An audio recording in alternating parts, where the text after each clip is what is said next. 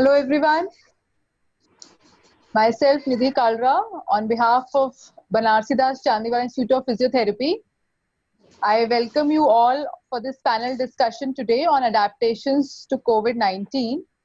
Well, I would like to express my sincere gratitude to Dr. P.P. Bose, pulmonologist today, and Siddhant Datta, physiotherapist, and our BCIP alumni. Thank you so much, sir, for joining us today and accepting our invitation. Thank you. Thank you, sir. Thank you. I won't waste much of your time. So over to you, Dr. Priyanka. Please carry forward the panel discussion today. Thank you. Thank you so much, ma'am. I'm Dr. Priyanka Sharma, Assistant Professor, BCIT.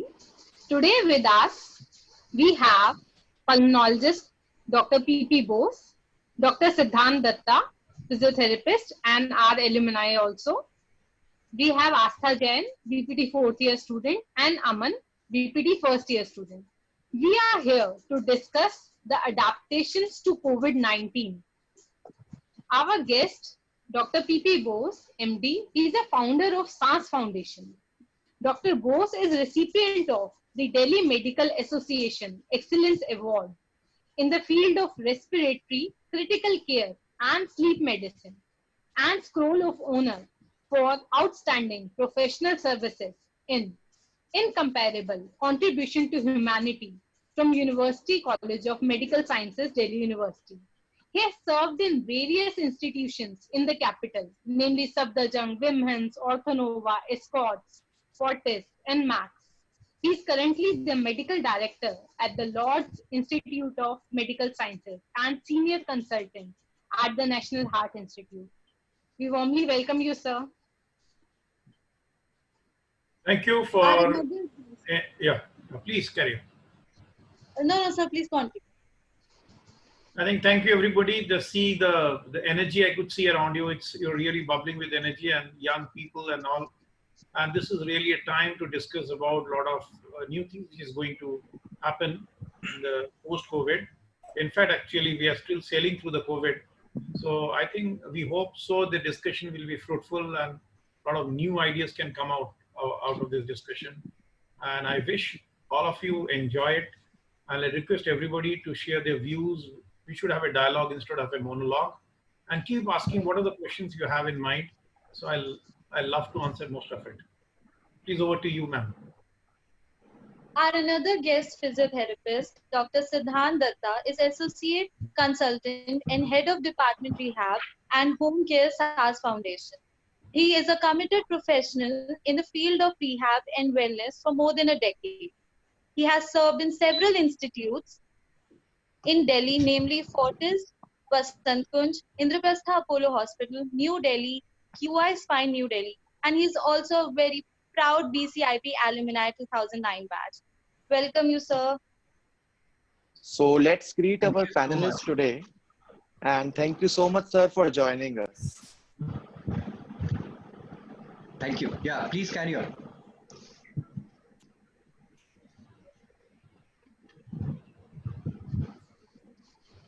So, sir, the coronavirus COVID-19 pandemic is the defining global health crisis of our time and the greatest challenge we have faced since World War II. Scientists have backtracked every step in the discovery and testing process for the vaccine and hope to have a vaccine against novel COVID-19. So ready in 10 to 18 months. You are very right, Aman. But even this seemingly long time, it does not guarantee safety or efficacy. So, and it will take too much time for the vaccines to develop. In the meantime, we need to continue adhering to social distancing, practicing heightened personal hygiene to contain and spread the virus. We have to learn to live with the virus. And for that, we need to introduce behavioral changes to implement social distancing practices to combat the virus. It is a very difficult battle and we need to cooperate with everyone in the society and be a community support. Dr. Bose, my first question will be to you. What is COVID-19 and what are the roots of its transmission? Yes, dear friends, Priyanka and everybody here on the panelist. COVID is an RNA virus which was there before also, but it's a very novel COVID in the sense that this RNA virus is a very different virus we never had before. But it comes under the banner of a big umbrella term called coronaviruses or COVID is a kind of, it comes under the big banner of coronaviruses. We already had a couple of these viruses before, like H1N1 and the SARS, and that's why it's called the SARS COVID, because it has a very similar genotypic similarity, but it is entirely a different one. Though with little similarity as an RNA virus, but it's entirely different in the sense that its behavior is different, its virulence is different, and it spreads like a forest fire. And you have to understand what exactly is this coronavirus. I'll just share a screen with all of you to make you understand what exactly is that. I'd like to show you one slide which will help you to understand what exactly is. So,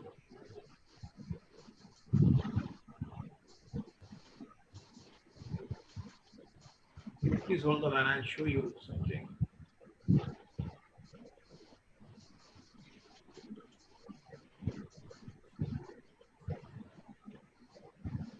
Now, can you all see this slide? Can you all see this?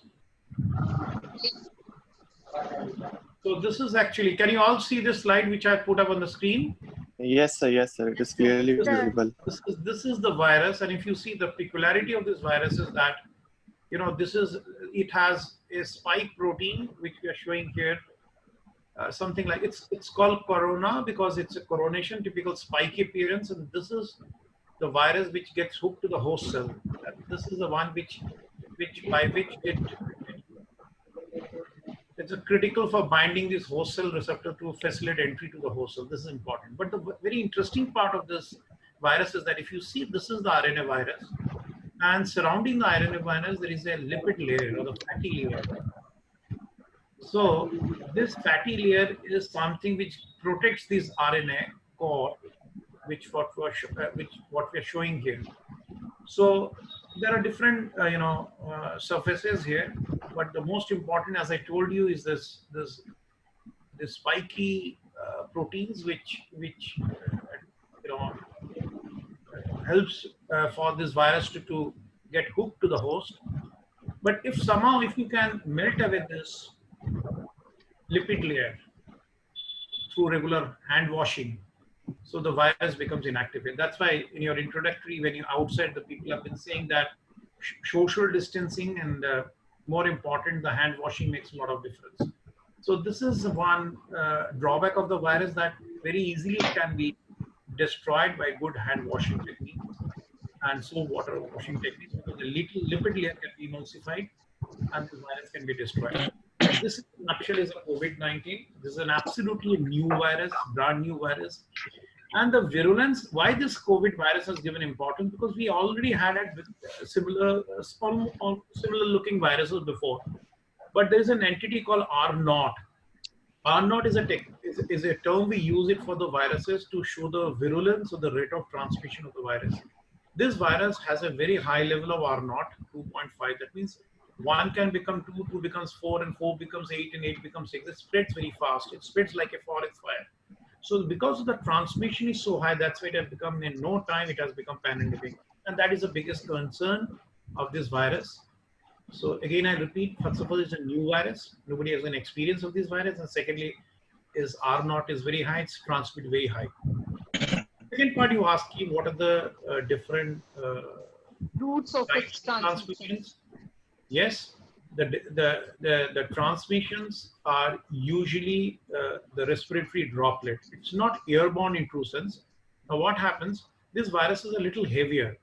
So when you cough or sneeze, because these are respiratory viruses, it reaches a certain level of distance, like a 6 feet distance. After that, it doesn't have the ability to move forward. So whosoever comes within that distance, he can pick up the virus. So, but usually the sources of infection is that when the viruses, the load of this virus, they settle on a surface. If you touch it and through these fomites you can spread the infection. So because of the heaviness of the virus, since it doesn't spread, so this is its mode of transmission. But usually the 99% of the transmissions are through touch from the respiratory droplet which settles on any surface, because the virus can stay for a longer period of time. It has been found that they can live up to a few weeks in a favorable situations. So one has to be very careful when handling different surfaces, like on the door handles, the tabletops, the computers, whatever you're coming across. So this is the this thing. Another mild mode of transmission is they have found even our fecal matter have been found to have these viruses. So possibility there is another way of transmission is a fecal this thing, but again through fecal to touch techniques, through fomites it can spread. So majority it is a respiratory droplet, and through your contact surfaces it gets spread. So this is the main source of infection, transmission and spreading of the infection. Okay, thank you, sir. My next question for Dr. Bose is, whom to suspect COVID-19? Yeah. Look, COVID-19 you should suspect, first of all, COVID-19 you should suspect for specific people who have recently traveled. Like if somebody has traveled within 2 weeks, and these are the people should be kept on very high at radar, because if they show any kind of flu symptoms, like flu symptoms are the fever, backache, cough, and all those things. So anybody who was recently traveled and get some kind of flu symptom, he should be on the first list. Secondly, all those people, those who have comorbid conditions, especially the metabolic disease like diabetes, hypertensive disease, cardiovascular diseases, or immune compromised diseases, they should be suspected if they have flu-like symptoms. Thirdly, elderly people who are very deconditioned, with a poor immune system, they should be suspected. And of course, then people like us, healthcare workers who are working with proximity with the healthcare system, support system. I'm talking about the nurse care practitioners or our emergency ward boys or general duty ward boys, and the doctors who are working in intensive care or handling respiratory patients, they should be suspected. So anybody from this kind of background, if they have symptoms of flu, they should be practically suspected for COVID infection. And the typical symptoms of COVID are the flu-like symptoms, but very specific symptoms are which makes you to point out very clearly being a COVID, like you get usually a high-grade fever, scratchy throat, and usually these people have one typical symptom called anosmia. They lose the taste of the food, or that is a very important supporting symptom which we get associated with some altered bowel habits and loose motion. These are two additional symptoms we get in COVID patients. So, but if you see this kind of background of patient and the comorbidity and geographical, background and high risk, you should always keep the possibility of COVID in mind.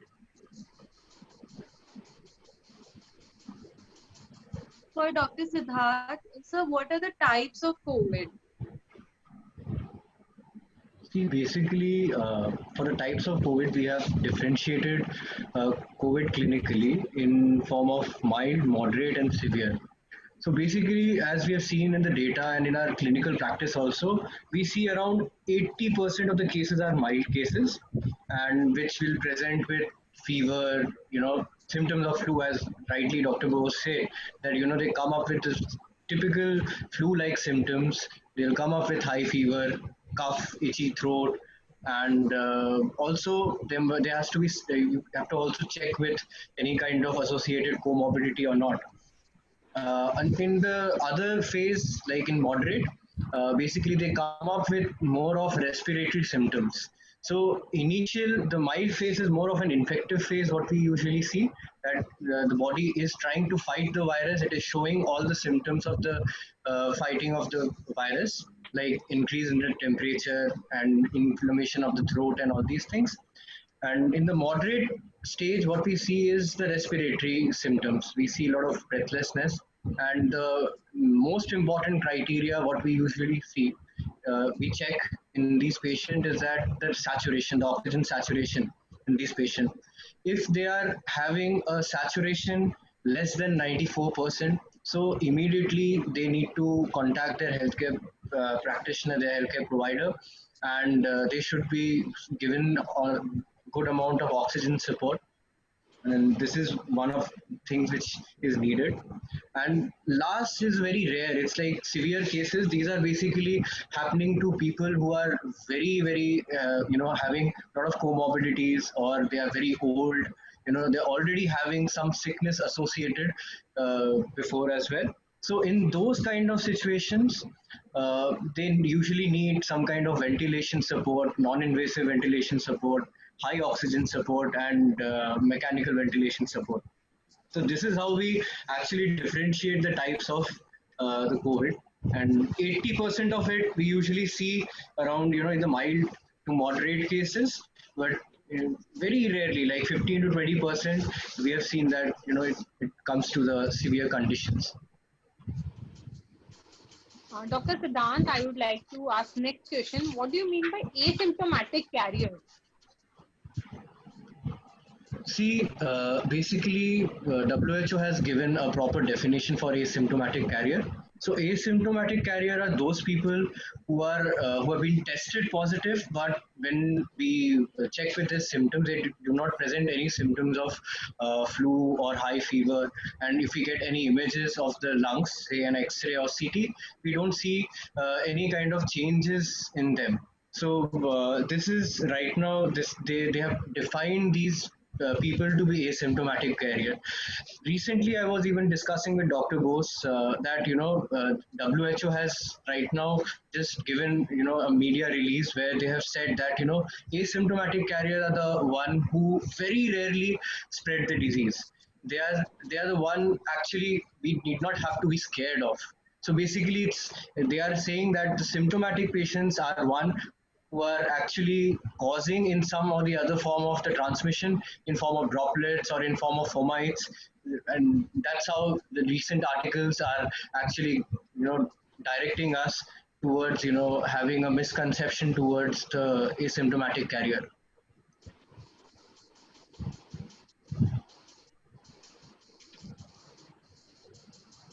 Thank you, Dr. Siddhant.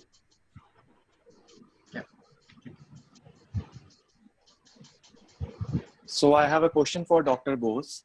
Sir, what has to be done if someone is tested positive for COVID-19? So if somebody has tested COVID-19 positive, look, positivity, we do test only when there are symptoms. So on those people who have symptomatic and when they turn out to be COVID positive, so there may be three varieties. There could be mild symptoms, there could be moderate symptoms, there could be severe symptoms, as we mentioned. And if it is mild, mild in the sense that little fever, little scratchy throat, backache, you can manage your things, your oxygenations are normal, you don't have any respiratory defect. So these kind of people, which forms the majority of the bulk of the COVID patient, they should stay at home, they should home quarantine themselves. They see to it that they maintain the social distance, they take care of themselves and follow certain precautionary precautions, and keep monitoring their symptoms. If they have comorbidity associated with that, like diabetes, they should see to it that the numbers are controlled, and also they should take care of the mental and all, because there's a lot of panic associated with this COVID. So mild doesn't need much of monitoring. Only thing they have to see that the infection doesn't spread to others. When it comes to moderate, moderate are the people that they have more symptoms, they have comorbidity, they may have some respiratory discomfort, oxygenation may be slightly low. These are the people you can still keep them at home with a good monitoring system. And if they have a good support, if they have an access with a doctor, you can manage. And when it comes to more than moderate, if their oxygenation is dropping, people are having a lot of panic situation. Mainly the respiratory load, what we call the COVID pneumonia, that is the biggest challenge. And then, of course, the severe needs an intensive care management. You need a very aggressive. So let me talk of mild, moderate, and severe, but there is a lot of overlapping on it. As I told you, not to get panicky about it, 80 to 90% of the COVIDs are self-limiting. They're just like any other flu virus.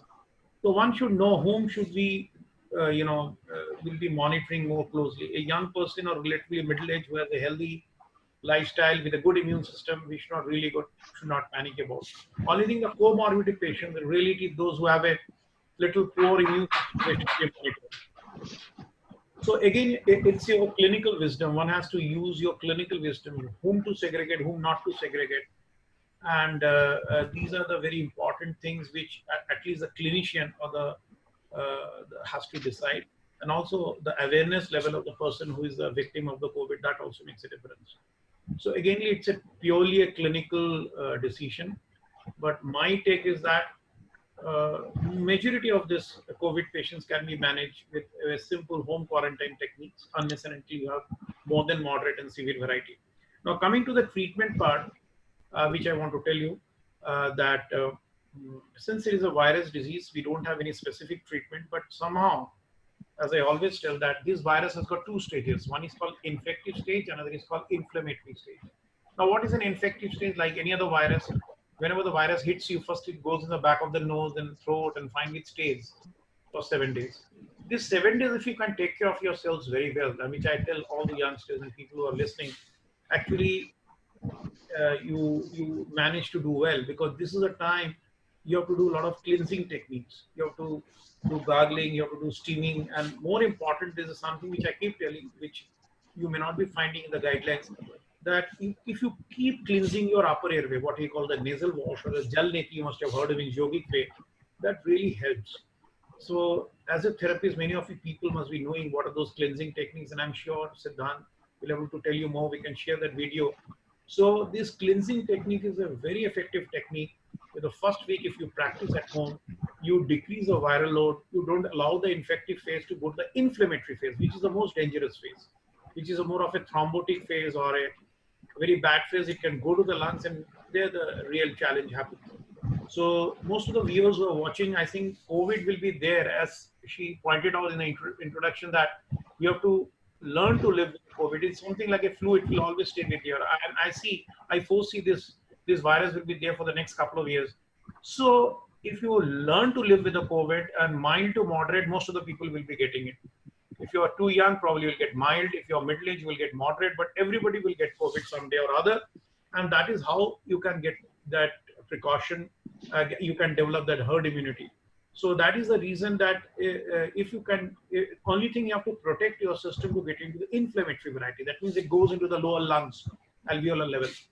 So I think the initial level, you take all these precautions, then there are supportive, your immune system, we'll talk about later on. Take some supplements, but one drug which really probably helps is probably the consumption of hydroxychloroquine. This chloroquine you should be taking the first 5 days, but it has been found in many of the studies, the people who have a high dose of those who are consuming chloroquine, their virulence is less. Then of course, one can, depending on the comorbidity, since it is a thrombotic disease, in the high risk people and the elderly people, we might have to start this low molecular weight heparin to protect them going into an inflammatory phase, which is a very rampant phase. Many of these people are not able to come out of this rampant phase, which is a kind of an ARDS or an inflammatory lung disease, we call it. Again, you have to use your clinical wisdom, cleansing, hydroxychloroquine, supplements, good immune system. And also I always tell my people that don't get panicky about the fever. If you bring down the fever too low, it's bad, because fever also is a virucidal. Try to keep your temperature a little on the higher side. Keep it more than 100. Don't try to bring down too low, because if you read about the temperature system, the thermostat, little higher temperature doesn't allow the bacteria to multiply, because that also acts like a check valve. Keep your temperature a little on the higher side. Take a lot of fluids, because that's very important. Take rest, follow social distancing, and follow those simple techniques which I told you. Definitely, you will be protected, and most of the mild to moderate can be managed with this approach. Sir, if a patient is COVID positive, and usually now patients are home quarantined, how should the family members protect themselves, and how many days of isolation should the family members do after the patient has recovered? Look, if you read about the every virus has an incubatory phase. Normally, the incubation is from 5 to 14 days. So 2 to 14 days. So averagely, most of the people they become symptomatic within 5 to 7 days. So I think 14 days of quarantine is must. And quarantine can be done in the same house. Only thing you have to maintain certain social distancing. See to it that you follow certain rules so that the virus doesn't get to spread out.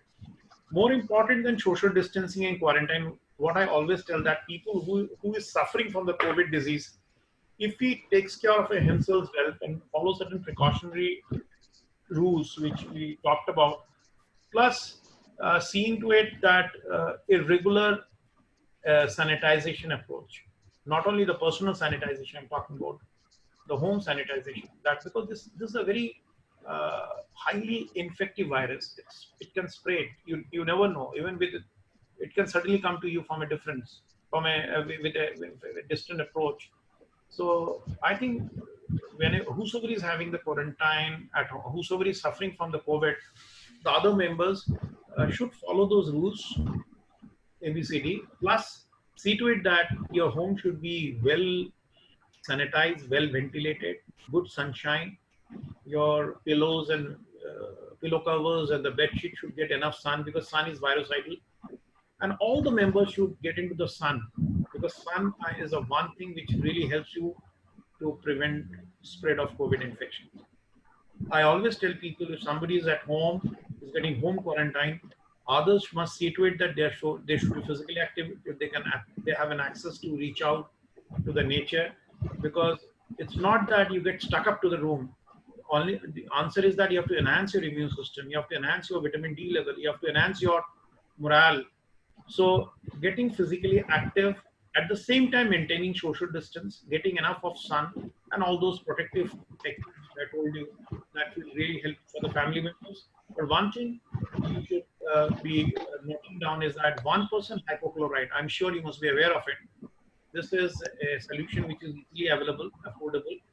So make a sanitization bottle and 1% hypochlorite should be sprayed everywhere, every fourth hourly, outside, inside, and they are really virucidal. So this can be a very effective sanitization technique at home. But one thing is that, which I missed out, the people who are elderly, they are the most vulnerable. People with a comorbidity, they should be given the priority. Suppose you have limited rooms in the home, because I don't expect people to move out of the home. Suppose you have got two rooms in the house. The person who has got a COVID victim, he should be shifted to the one room, and if there are elderly should be given the more preference of isolation because they are at a high risk of catching or this COVID infection, because COVID has a tendency to pick up the elderly because usually they are deconditioned, they have less immune system, and secondly, of course, uh, relatively younger people with comorbidity, they should be given the maximum priority to segregations. If you find the elderly got a space at home, but other youngsters or relatively middle-aged with comorbidity don't have a place for quarantine, then they have to move out of the house and look for something else. But one has to really manage and use the clinical sense who should be given the priority. But in order of preference, I will give the elderly the first, then the people with a little younger age group with comorbidity, and they should be given the preference first. So, sir, what is the hospital admission criteria? Means not everyone who is positive, COVID positive, needs hospital admission. So, how to decide that? Who will decide that? It's a very important thing Priyanka was asking me that actually what happens if you see the situation in Delhi, I, it's become ubiquitous. Everybody's got COVID, like it's so rampant. I think probably many of you, we are not getting detected. Now, detection is also not required. Only thing you have to use your clinical sense and you should know which age group is the COVID and what is the symptom score. And you make certain symptoms. Like it's just like any other flu. If the person is Helen Hardy with a mild flu-like symptoms, even if it is COVID positive, I think he should not get panicky. He should get home treatment. He should stay at home. Even the moderate disease with little comorbidity, if there is even a little drop of vaccination, I still feel they can be managed at home. Even if you find a little drop in oxygenation in 90s and all, one can get an oxygenation support and get at home. It's not very difficult to get it. But everybody should not rush to the hospital, because many times what happens, there are hospitals are truly not a segregated place anymore. It's a lot of mixed infection because of the recent guidelines. Most of our private hospitals have become a COVID hospitals, and government hospital is not a very clean environment. So unless and until you have a very severe disease, unless and until you have multiple comorbidity, unless and until you are not able to maintain your oxygenation at home, you should not be moving out of the house. That's my take. If you can manage these parameters at home, you can hire a nurse, you can train somebody, and I think 90% of my patients are manageable at home. 5 to 10% of people, they need support, and for that you have the hospital, but hospital should be the last resort. But definitely, you should be very vigilant. You should know what exactly you should be monitoring, but most of the things can be monitored at home. Severe indicators are very low oxygenations or oxygenation progressively dropping, elderly people with multiple comorbidity, and especially respiratory distress with high respiratory rate, and also patient losing the consciousness, getting irritable. Mental health also is very important, because this COVID can present in many forms. In one form, it can affect the respiratory system. In another form, it can go into multi-organ dysfunctions. They can suddenly go for altered sensorium and central nervous system dysfunction, what you call altered consciousness. So anybody, if you find little fever with altered sensorium, high-risk age groups, elderly people, multiple comorbidity, not very happy with the symptoms, you have to use your clinical, because this is the time you may not get a doctor. So every individual has to be a little alert, and he should know what exactly I should be doing it. So this is a time, it is everybody should be a basic doctor. So use your clinical wisdom, because if your parents at home, you know what are the comorbidities they're having, what are the possibilities which you have been looking for. I think that are manageable at home, do it, try to take care at home. But if you think things are not in your control, progressive loss of consciousness, multiple organ dysfunctions are happening, breathing disorders are increasing, oxygenations are dropping, definitely you have to take care. So my take is that only moderate, more than moderate and severe should be taken to the hospital. Or all those moderate, where you find the trend is worsening. If you find oxygenations are dropping, people are worsening, so you have to take proactive steps to shift them early. So there, the role of your own doctor, the virtual consultation, a lot of things you can show with this technology, that this is the oxygenation level, this is a respiratory, one can easily monitor and take a decision. So again, it's clinical wisdom and your clinical parameters which will decide when to shift and where to shift. Dr. Siddharth, what are the post-COVID recovery guidelines? See, the post-COVID recovery guidelines is again the same as what we follow pre-COVID. Like, see, there is no as such, treatment for COVID, but what we have to really see when you recover from COVID, there is associated a lot of weakness. Your body becomes deconditioned. So it's again we have to follow the simple rules which we need to follow to fight COVID. So it's like you have good nutrition, you do proper breathing exercise, because if you're individuals, the lungs are getting affected, so it's very important that we tell them to do regular breathing exercises. Some good aerobic exercises are very important.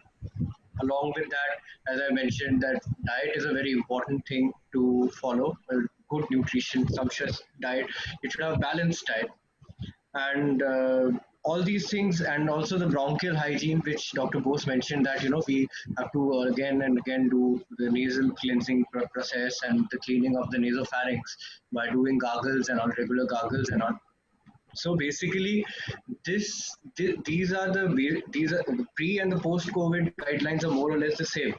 You have to just follow this rules, which is going to help us prevent this disease.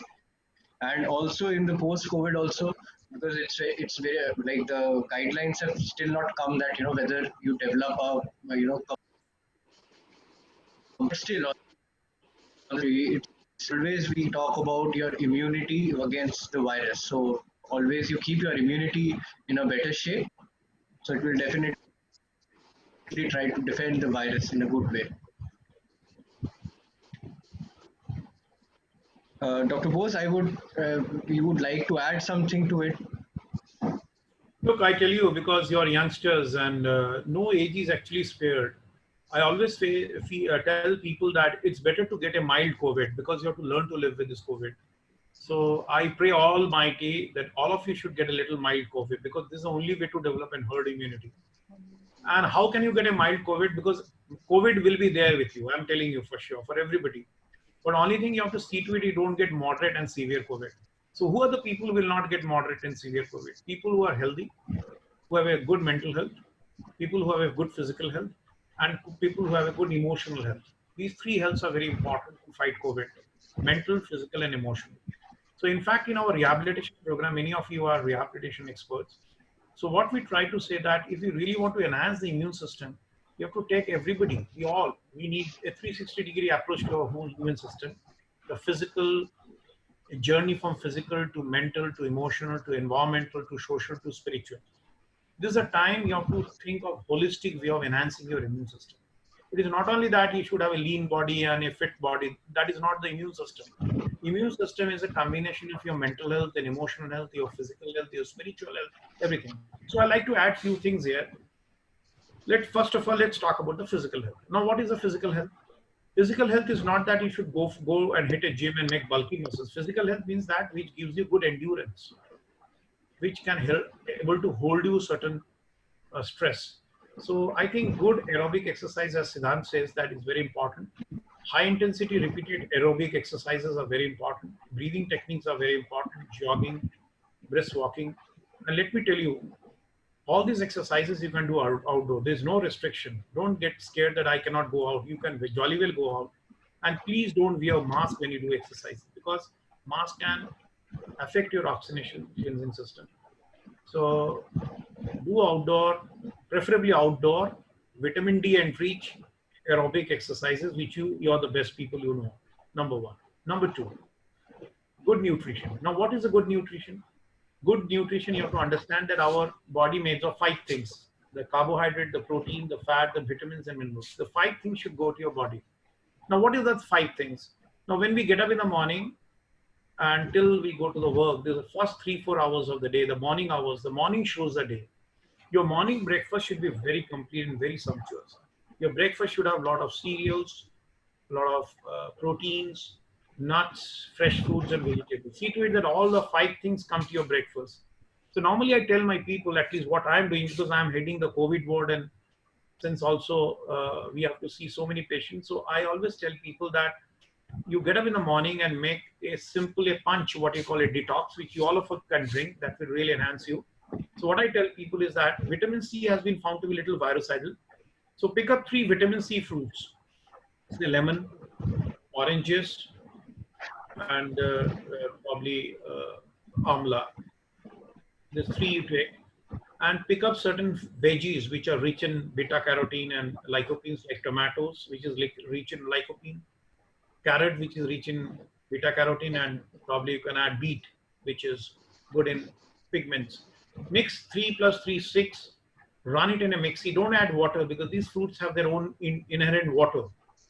Add some rock salts and mint leaves. It's really tastes awesome. This is called smoothie. I call my morning detox.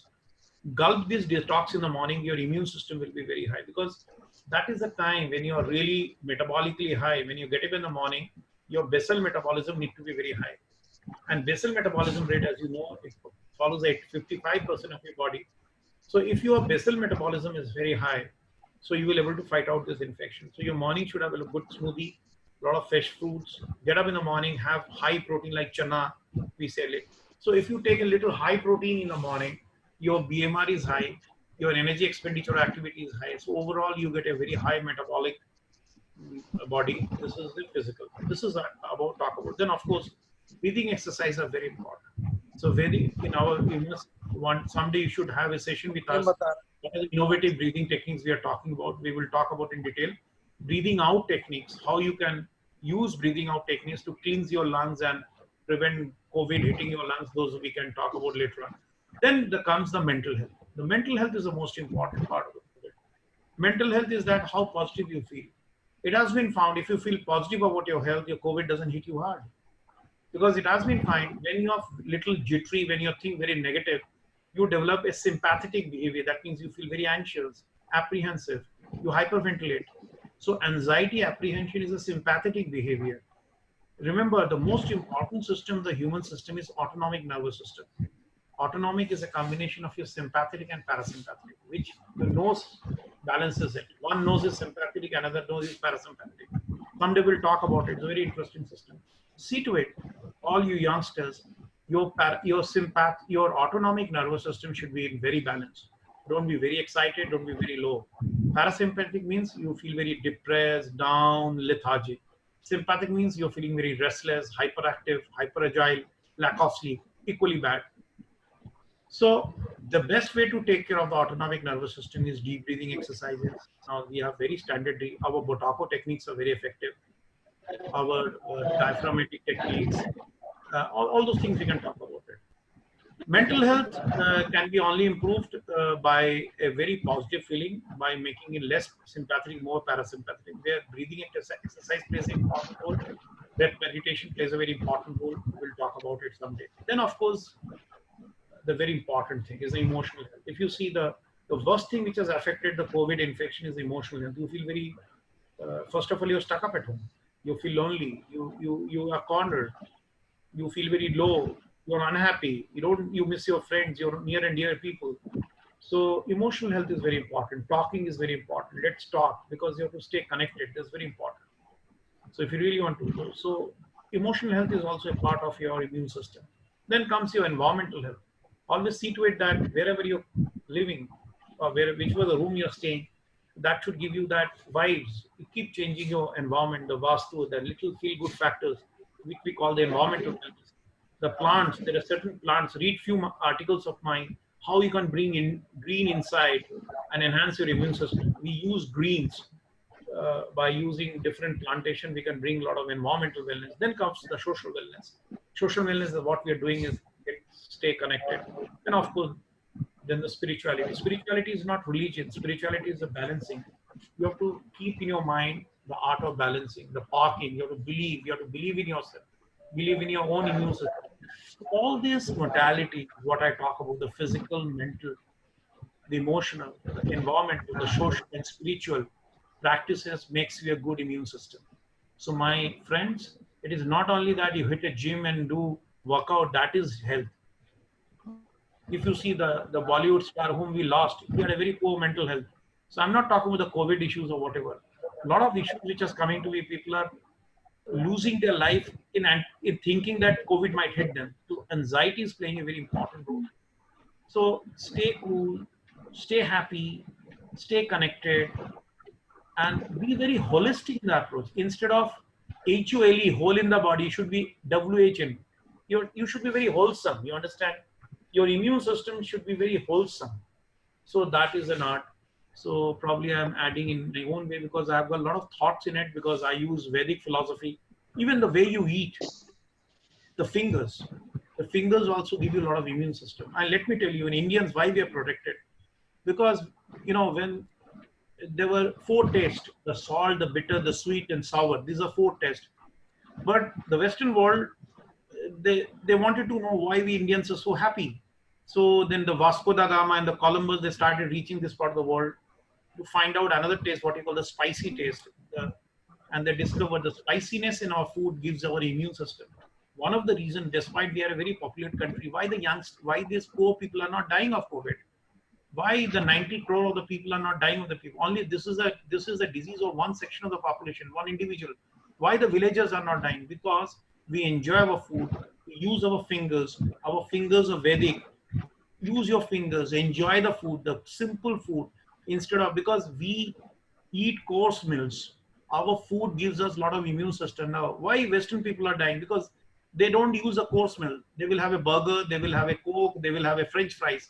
This is not food. This is just a calorie you're consuming. Here we start with roti, then dal, then sabji, then curd, and we go sequentially. The sequentially is like a music in our body. It gives you an enhanced system, and the way you touch the food, where you touch your, enjoy the taste and the spiciness, the aura, the aroma, everything gives you a mental health. So enjoy your food, home food, your food the food which you are brought up with, your core food, that you should enjoy using your fingers. That also plays a very important role in our immune system. So overall, immune system is a very interesting subject. Whosoever has worked on a holistic immune system, I'm sure he's protected. Sorry, I dragged you a little more. This is, I thought probably it's a relevant time to start. It's very It was relevant, quite- sir. You have very well put all the thoughts together. It is actually a very, awesome thing to understand that how our culture, which we have been rather ignoring, is actually a boon for us. So Yes, this is a absolutely. Look, if only thing which has protected us, I tell you one thing. Nidhi, since you have raised this topic, I'll add one more thing. Like if you move around in the city, everybody is talking about social distancing. We are all talking about social distancing. But have you been to your maid? How does she live? Can she afford a social distancing? My employees, I go and pick them and drop them back. When I go to Madanpur, Khadar, and there's Sangam Vihar, and there's, I think in one room there are six to 10 people are staying. How can you afford a social distance in India? Tell me, is it possible? no. Our economic conditions cannot allow a social distance. So how they are protected? Tell me, are they dying? They are not dying. Why they are not dying? Why? Because not dying? Because they have exposed themselves to all the possible infections. They have exposed them through the dust. They're used to unhygienic water. They are used to sun. They are used to hardships. They're sharing things. So whatever little food they have, they're enjoying it. Whatever little you have to, you start enjoying it. It's not the social distancing which is saving you from COVID. It is your wellness which is saving you. Understand? Yes. This poorer section of the society, what they want couple of hundreds so that they can eat well. That's all. That is their expectation from the world. And you see how many of rickshaw walas and your toto walas or sabji walas are falling sick. It's not the mask which is giving the protection. It is their core. It is the immune system. And I'm telling you in a very simple way. Like for example, I visited Kashmir. I found Kashmir, they grow good vegetables only for a few months. The rest of the times they eat their dried vegetables. If many of you, if you're Kashmiris, will know how they preserve their food. So similarly, it is applicable to the poorer sections. If you get dried up yourself with exposure to sun and nature, stay connected to biodiversity, start sitting on the floor, enjoy simple living, you become highly immune. You become what you call calming and divine. And these are the reason why our these our poorer sections. And that is the reason you find our 70% of the hospital beds are khali. Why they are khali? Because it's not because they're unhygienic, because poor sections are not falling sick at all. We middle class and upper middle class and rich people are falling sick. Why they're falling sick? Because they're used to comforts. They're used to air conditioners. They're used to sitting on a dining table. They're used to luxury cars. But other sections, they are very earthy. They're connected. They're exposed. So that's right. So immune system is a subclinical exposure to multiple things in life. Immune system is frugality in life. Immune system is how you enjoy your food. Immune system is how you stay connected. Immune system is your good sleep. Immune system is your happiness within yourself. So that is what is this poorer section has got, and that's why they are protected. So it's a very interesting topic of immune system. And when I was talking about, so when you see these Kashmiris, when they use these dried vegetables and because unnecessarily you dry yourself on sun and hardship, you cannot fight corona.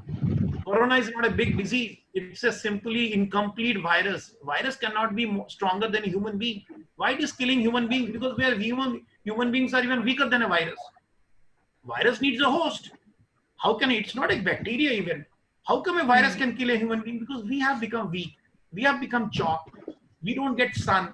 We eat vitamin D tablets, which is available free. We don't run. We don't expose ourselves to the exterior. We always get bottled drinks. 90% of the poorer section, they are using tap waters.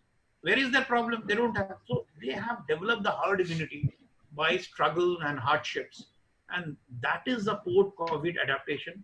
Everyone has to be poor in their mental thoughts. You have to live like a poor man. You have to struggle. You have to take care of yourselves. You have to show less dependency on your maids and support system. Everything you should be doing yourself, and you have to go back to your Vedic times. Read the Vedic. Even the prince used to go to the rishis and jungles to live like a simple life. So everybody has to be very simple and grounded and humble. Then all you can fight this COVID. This is my take on immune system.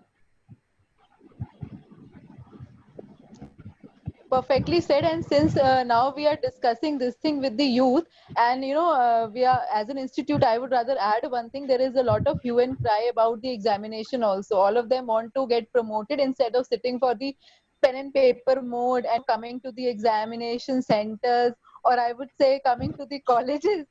So I think when you have said this, that we all are going to have this one day or the other. So would you like to give a message to the youth who are like, very afraid of facing the examinations also? Look, I tell you one thing. Why should you be scared of a virus? There are so many other things. We had Ebola virus. We had dangerous things in the environment. Let them face it. Little infection is must for everybody. Even if they get an infection, what is the big deal? Why, if we healthcare workers are working, we have to work. That's a different story. Why they should sit at home and give the exams? What is wrong in it? A classroom can never spread the infection. Even if it spread the infection, it's not bad. But they should come to the classroom and spread and give proper exams. Yes. If somebody is really sick, having high grade of temperature and having breathing issues, probably he can quarantine himself. He said, I can give him some special room to perform. But otherwise, tell me, when in my younger days, when I went to school, we were never allowed to appear exam from the home. I still remember when I was appearing for my 10th board, I was sick and I was given a separate room. I was on a sleeping mode and I was appearing for the exam. There was no excuse for me. So examination should have no excuses. They should be called and they should perform out there. They should not be scared of COVID. I can give you an optimum number of examples where I think by coming to the universities, they will do better. They will perform better. Their morale will be high.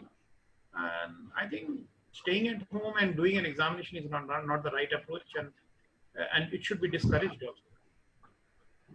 At the most, you can maintain some distance from rules point of view, but I still feel you can have a simple, instead of having 100 people in a class, you can have probably 60 people, but they should come and give the exam, that's for sure. Thank you, sir. I think this has given a good message among all the students listening to you today. And also, I'm telling you, the youngsters and students and all, please get some infection. That is for your good. Please get some infection. This is the only way to live forward. Look, post-COVID is going to change the world. It is, I'm telling you, is a new renaissance. I talk about it. I have not seen 19th century renaissance, but I can say this is a new world. See what are the new changes that happened. Look up. The weather has become clean. You see a clean sky. Don't you think your plants are happier? Don't you getting a better environment? Don't you think you're feeling less choky? Where is the noise pollution? Why don't we count those things? Don't you think we have become more disciplined? Don't you think we have started introspecting? Don't you think we are better human beings? Don't you think our substance abuse has come down? So all good things are happening. I don't see any bad things happening in post-COVID. Why should we get scared of this COVID? COVID is just an excuse. World had to change, but there was enough of wrong things was happening in the world. Post-COVID is a new renaissance. You all will rise and shine. New world will give you new opportunities. Everybody, whosoever has talent, will rise. This is a post-COVID will be a age where anybody who is capable will get an opportunity to express. And whosoever is capable will rise, I'm sure. Because this digital world has come. If you want to express your feel, if you want to really come out with any kind of innovations, you can always showcase the world. And the best part of it, you learn from COVID, which I always wanted. The world has become one. The arrogance has gone. The best of the people, the richest of the richest, they have become zero. So that means money has no role.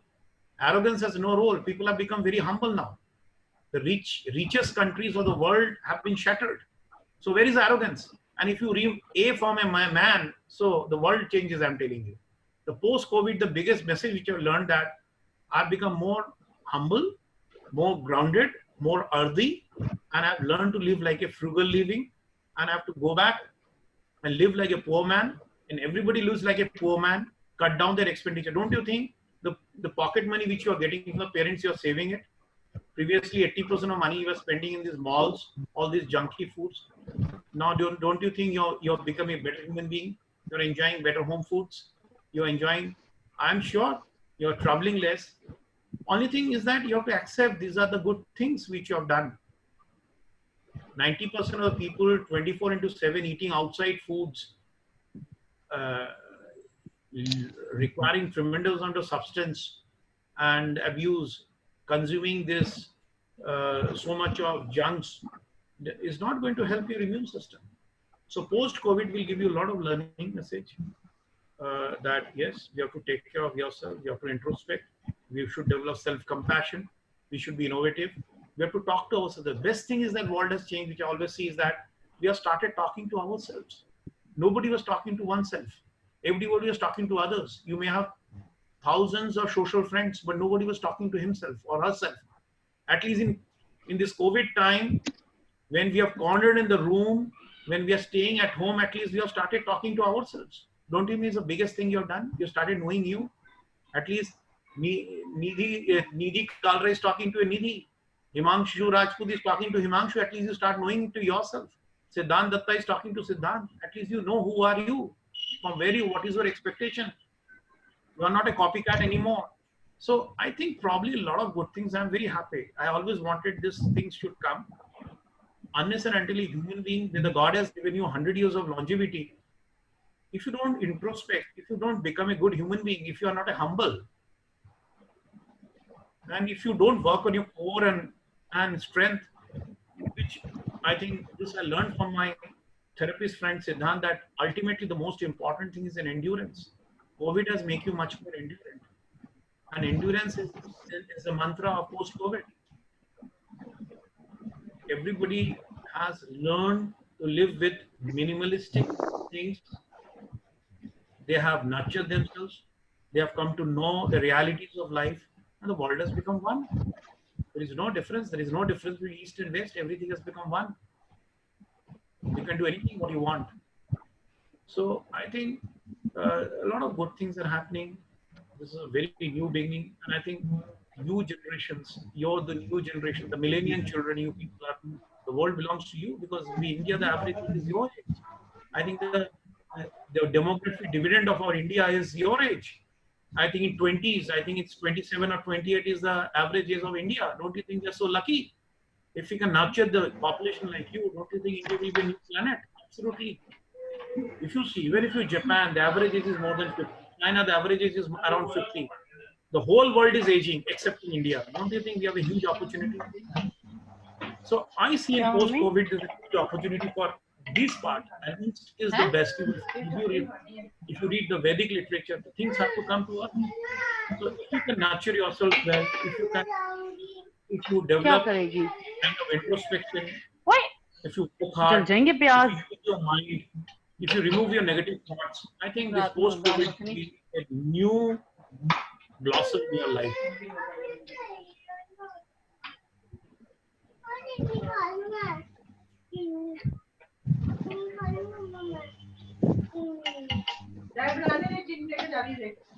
Sir, we have a question from a student. Hello. He's asking,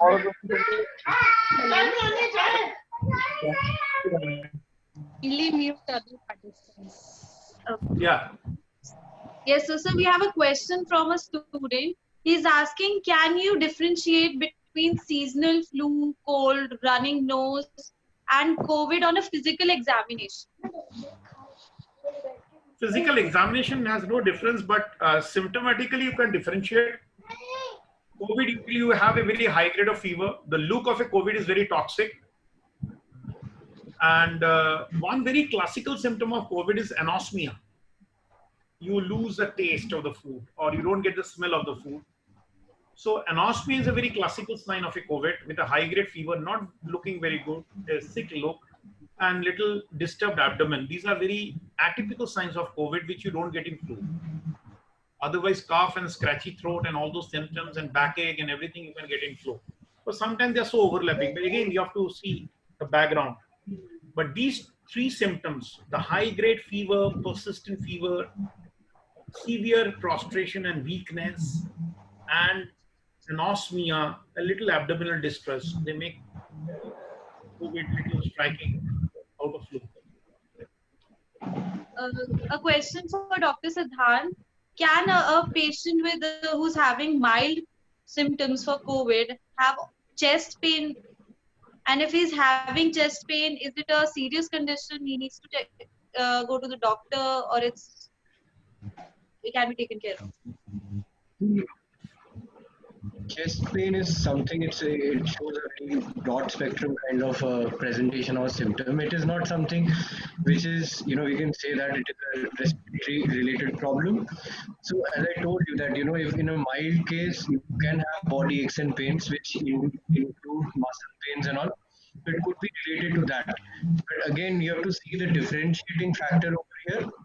That if there is some trouble with the breathing, so if the breath rate is high, say around greater than 24 breaths per minute, or the oxygen is going low, so that is where you should at least get back to your doctor and at least take advice what has to be done.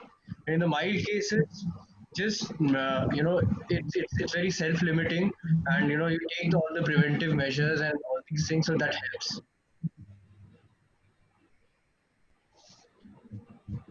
So, did I answer the question? So at the end, your voice wasn't audible. Yeah. Am I audible now? Yes, sir. Yeah.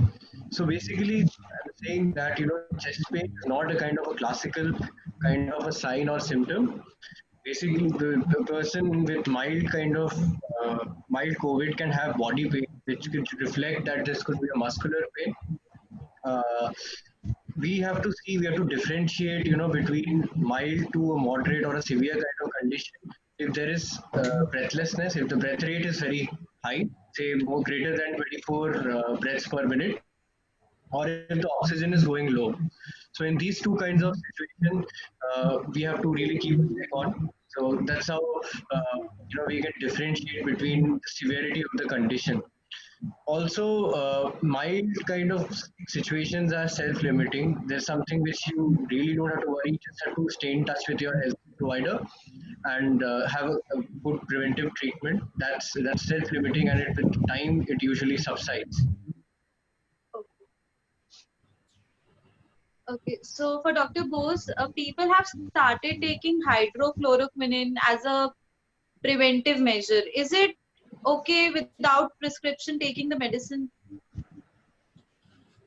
For young people, it's okay, but those who have heart disease or elderly people, one should check the ECG for QT. There's a component in ECG called QT prolongation. If your ECG shows little QT prolongation, then you should avoid this because they can aggravate arrhythmias of the heart. So in elderly people, after a cardiac or a physician or a cardiologist consultation, then only you should take the start KCQS. And there's one more question a boy is asking that can COVID be transmitted from the mother to the neonatal via breastfeeding? No, only transmission which has been found COVID till now is fecal excretion positivity has been found. No other transmission till today has been noticed other than respiratory and fecal. Okay. So it can be safely given if it is possible. And a patient, a mild patient or a moderate patient, his symptoms reduce, he recovers from the condition. Can we say once the symptoms have been completely gone, he's a negative, his test will be negative, or he does not need to get reassessed for the test of the COVID? I think this is a very pertinent question you have asked me. Look, COVID testing is just a diagnosis. Testing has no role. Now, COVID positive, if you understand, I'm not talking about the detail of the COVID testing. Whenever we do those testing, if there's a little RNA there in your nasopharyngeal, you get positive. But as you go with the disease, your positivity may remain. And it may so happen that uh, even if you are negative, that may show that your viral load may be high. So there's a different level we calculate, the CT value we call it, and the immunoglobulins level we check it. So COVID negative has no significance. Once you are a positive means you are positive, and over a period of time you're okay. So please don't get the retesting done. That's a very wrong thing. Even if it is negative, has no sense. Even it is positive, it has no sense. That means once you're COVID, the body has developed an RNA test. That's all.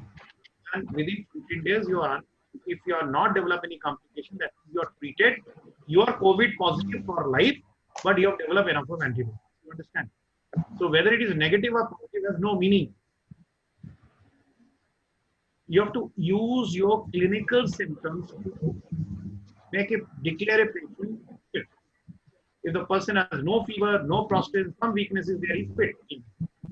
He is allowed to mix up with anyone. So usually it takes about 2 minutes. But there is no role of repeat COVID test to justify that patient has become negative or positive. That has no role, and one should do it. Okay, so thank you so much, sir. I think I've covered all the questions.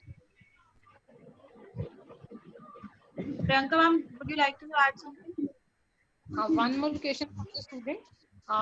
Sir, do you think there will be a proper vaccination or a cure for COVID-19 in near future? Or we will Priyanka, just adapt to live with it only? Look, I tell you one thing, you youngsters are listening, let's not depend on vaccination, because there are so many varieties of RNA. I still feel there's not only one COVID, we are living with 100 COVIDs. All are mutants. The COVID which we had in Italy is a different COVID. The COVID which we had in USA may be Italian variant. The COVID which may be having in healthcare workers, it's a different COVID. The COVID which is happening in diabetic may be a different COVID. We don't know, because RNA goes into mutation very fast. It's a very vulnerable virus. So by making one vaccine to treat all COVID, I don't agree with that. So I'm not for vaccination, and I'm telling you, even if you see for the years to come, so vaccination people will make money, because pharmaceuticals are there to make money. That's a different story. But vaccination will give a lot of fortune and money to people, and right. But treatment of COVID will not be vaccination. You may get vaccinated, but there may be some other COVID will catch you. Answer is, you have to live like a human being. You have to be human. You have to have a high level of immune system, and you have to face the COVID. It is something like you have to learn to live with Delhi's pollution and roads. Tell me one thing, how many people, forget about beautiful Delhi right now, tell me about 4 months back, how many of people from driving from your university to Gurgaon fell sick while driving with this much of pollutants? None. But actually, if you see the Delhi weather, loaded with sulfur dioxide, particulate matter, this, that, and all. How many have developed pneumonia, you tell me? How many of you have developed pneumonia? We all know Delhi weather, maybe once or twice. So increase your immune system. We have spent so many decades in Delhi with the similar kind of immunity, with so much of volatile. I'm not saying it's good, pollution is good. I'm not voting for it. But don't you think we were living in a filth of pollution? But how many of people required hospitalization in ICU? Because we have developed a certain amount of immune system. So you have to learn to live with Delhi pollution. I know it's bad. People should protest to bring down pollution. We have to stay healthy. But it is something like pollution when you have learned. Like if any Western person comes to India, he falls sick. He goes for a Bisleri water. The normal water makes him fall sick. So it is all about your herd immunity. It's all about your innate immunity. You have to develop some kind of immunity. Why did you tell me why flu didn't bother you? Why H1 did not bother you? Because it was not pan-endemic. Why it is bothering you? Because the media is saying it's pan-endemic. Now you have to be bothered. So don't get bothered. Face it. Face the music. Develop your immune system. Follow precautions. I'm not saying go to the gatherings and all those things. It may be bad. If you follow good precautions, if you follow good immune system, if you stay weather connected, if you stay nature connected, if you regularly do your physical exercise and mental health, I'm sure COVID is not going to damage you for sure. It will help you. I think COVID has helped the world in many ways. Sir, one last question from the students. Sir, the students are young, they are having good immunity, but their parents or grandparents are having comorbidities. So if they get COVID positive, so how should the family manage, or these students should manage? No, if you're saying the parents are positive or students are positive, if students are positive.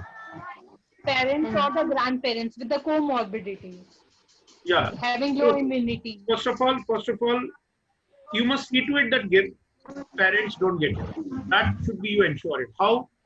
See to it that when you meet your parents back home, you should maintain a social distance. You should wash your hands. You should not hug them. You should take care of them well. So first of all, you have to develop. This is the most important post-COVID adaptation to develop. So parents and the grandparents should be interacted in a comfort zone, and you have to follow. Not that you're coming out of, because it will not hit you. And suppose you have come from your office and your workplace and suddenly enter the grandparent room with the shoes on and the hands being dirty, you can spread an infection. So it's your moral responsibility that you should not be spreading. The first thing is that you should be proactive. The whole system should be proactive to save them. They are the most vulnerable. Then it is hitting them the hard. And secondly, if they develop positivity. The first thing is that if they develop positivity, first you have to see to that their nutrition is right, their metabolic numbers are right, if they're diabetic, control them. If they require any complications, support them, try to manage them at home, monitor them well. By a simple pulse oximeter can monitor, see if their oxygen is not drop. If there is any eventualities happen, shift them to the hospital. And all those rules which is applicable to COVID, about sanitization, they should live in the maximum. So they can get to that too.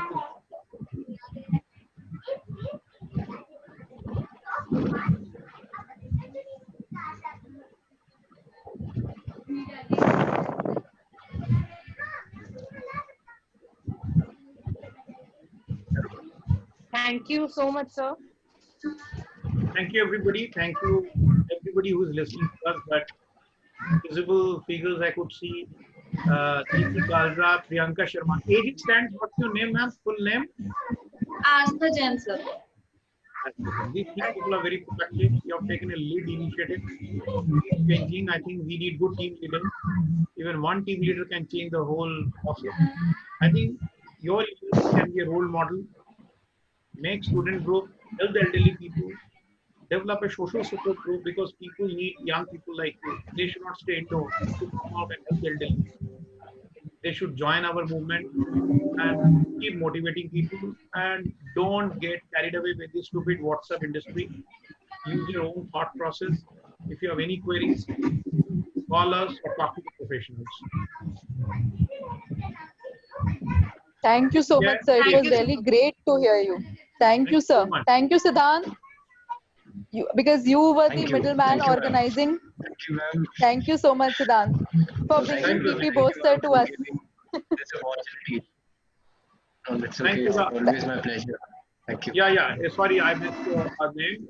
What's your name? Yeah. So thank you, everybody, for putting up such a wonderful interactive session. And if anything in future we do for any other activities, don't hesitate to call us. And we are looking forward young people, young minds like you to change the world. And my last tagline is that you can change the world with a chain, the chain of humanity. So we can. Let's change with the chain. And the chain of human beings, of young people, can change the world. Stay blessed, take care, and stay safe. Thank you, sir. Thank you, everyone. Thank you, sir. For being such Thank you, a Dr. patient. Priyanka. Thank you.